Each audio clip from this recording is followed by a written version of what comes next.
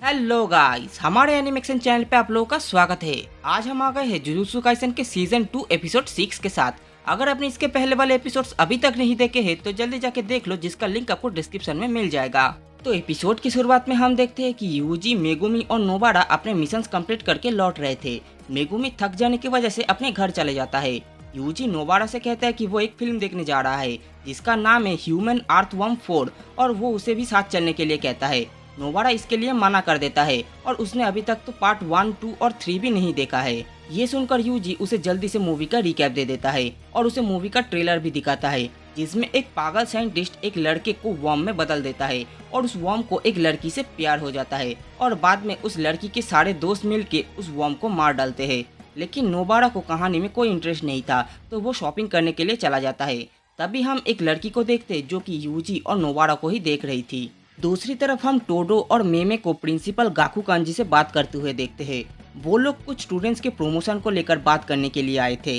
इन students का नाम है पांडा, माकी, मेगुमी, यूजी और नोबारा, और वो लोग चाहते थे कि इन पांचों को प्रमोट करके फर्स्ट ग्रेड सोर्सरर बना दिया जाए। प्रिंसिपल गाकू कांजी इन्हें बताता है कि ये करने के लिए पहले उन्हें किसी फर्स्ट ग्रेड सोर्सरर के साथ मिलकर एक मिशन कंप्लीट करना होगा। मिशन कंप्लीट करने के बाद इन्हें सेमी फर्स्ट ग्रेड बना दिया जाएगा, जिसके बाद इन्हें अकेले ही कोई फर्स्ट ग्रेड मिशन को कंप्लीट करना पड़ेगा, तब जाके ये लोग फर्स्ट ग्रेड सोर्सरर बन पाएंगे।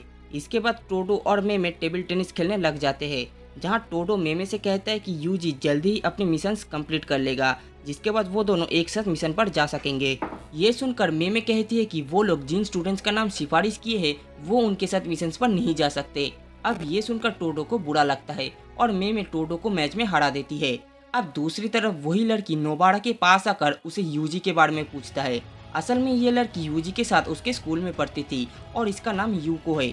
उस टाइम पे ये लड़की काफी मोटी हुआ करती थी, लेकिन टोक्यो आने के बाद वो काफी पतली और लंबी हो गई है। यूको असल में यूजी को पसंद करती है, लेकिन उसके पास हिम्मत ना होने की वजह से वो कभी यूजी से अपना नंबर नहीं मांग पाई। अब ये बात सुनकर नोबारा चौंक जाती है और मेगुमी को कॉल करके बुला लेता है, क्योंकि मेगुमी यूजी को बहुत अच्छे से जानता है। अब यूको नोबारा से पूछती है कि क्या वो भी यूजी को पसंद करता है, जिस पर नोबारा साफ मना कर देती है, लेकिन ये कहते हुए उसके दिल में कुछ होता है। तभी वहाँ मेगुमी आ जाता है। नोबारा उससे पूछती है कि क्या यूजी के कोई गर्लफ्रेंड है, जिस पर मेगुमी बताता है कि यूजी अभी भी सिंगल है और उसके कमरे में एक मॉडल की फोटो है। अगर वो किसी से प्यार करता तो उसके कमरे में फोटो नहीं होती।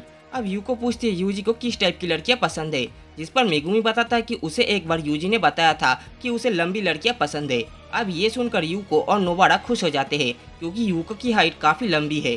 अब नोबारा फोन करके यूजी को भी बुला लेता है, लेकिन उसे ये डर था यूजी यूको को पहचान पाएगी या नहीं, क्योंकि यूको पहले से अब बहुत अलग दिखती है।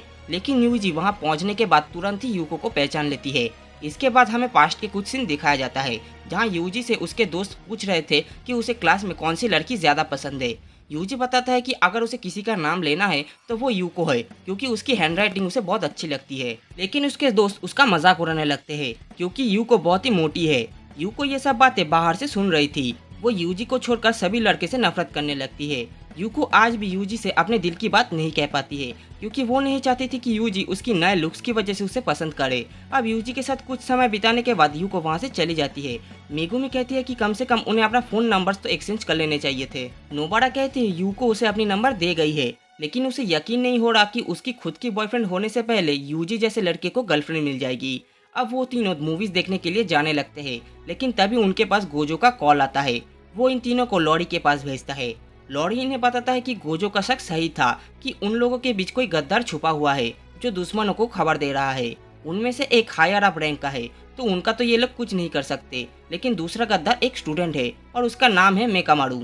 दूसरी तरफ मीबा मेकामारू से मिलने जाता है, लेकिन मेकामारू मीबा से कहता है कि उसे आज जल्दी सोना है, जिसके बाद मेकामारू चुप हो जाता है।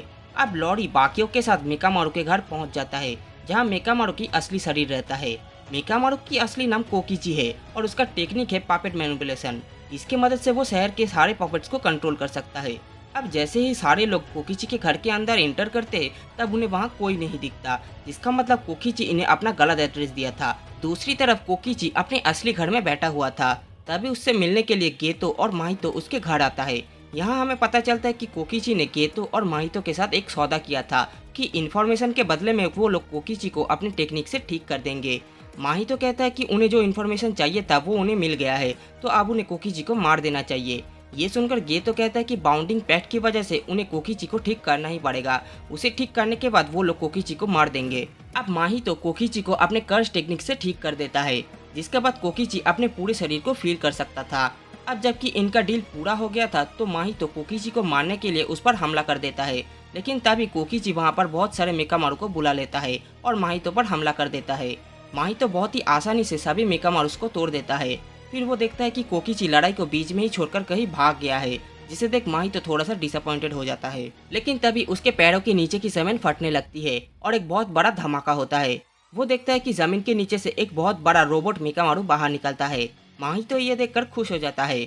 उसे नहीं पता था कि कोकीची के पास इतना बड़ा रोबोट मेकामारू है। कोकीची रोबोट के अंदर से उसे कंट्रोल कर रहा था। वो देखता है कि गेतो ने पूरे एरिया में एक कर्टेन बना दिया है, जिससे वो किसी से भी कांटेक्ट नहीं कर पाएगा। कोकीची को जल्दी ही गोजो से कांटेक्ट करना होगा और उसे इनका शिगुआ प्लान के बारे में बताना होगा, लेकिन उस कर्टेन को तोड़ने से पहले उसे माहितो को हराना पड़ेगा और इसके लिए वो अपना 17 सालों की कर्ज एनर्जी को आज इस्तेमाल करने वाला है। हमला करने से पहले उसे मीवा का याद आता है। अब कोकीची अपने पूरे 1 साल की कर्ज एनर्जी को यूज करता है और अपने अल्ट्रा कैनन से माहितो पर हमला कर देता है, जिससे वहाँ पर एक बहुत बड़ा धमाका हो जाता है। और इसी के साथ आज की एपिसोड भी यहीं पर खत्म हो जाता है। तो दोस्तों, आगे की स्टोरी जानने के लिए हमारे चैनल को सब्सक्राइब करके बेल आइकन को दबा देना और आज की वीडियो पसंद आए तो लाइक एंड शेयर जरूर कर देना। मिलते हैं अगले हफ्ते एक और नई एपिसोड के साथ।